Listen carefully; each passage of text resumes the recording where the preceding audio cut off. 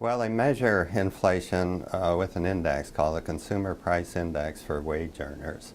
And it's basically based on the budget of average wage earners around the country.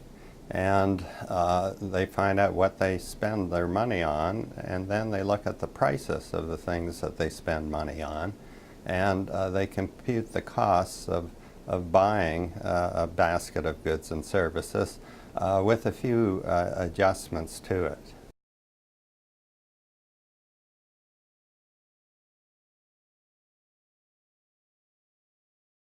It's the first time they didn't since indexing of the benefits began in 1972.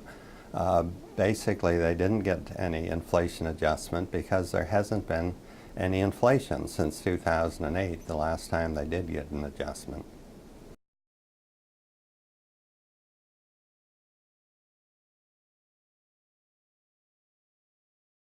First of all, if we really wanted to measure the cost of living, we'd try and compute how much happiness a dollar buys. And if it was more expensive to buy a unit of happiness, we'd presumably increase the benefit.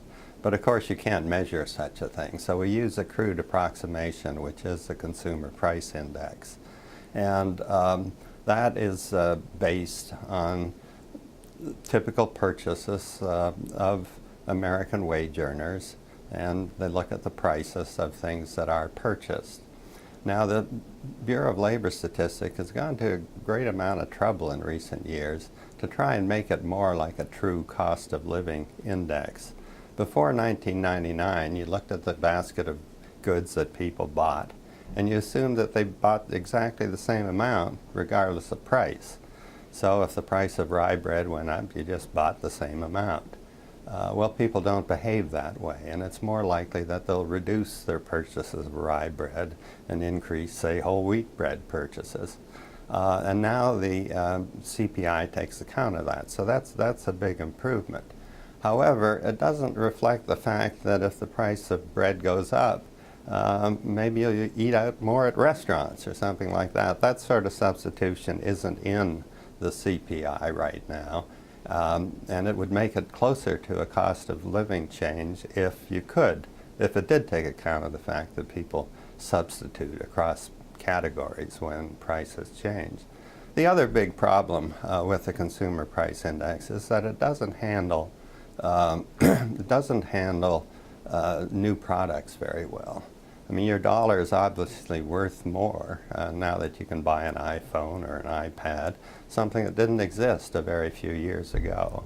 But it's very difficult to adjust for that in the Consumer Price Index.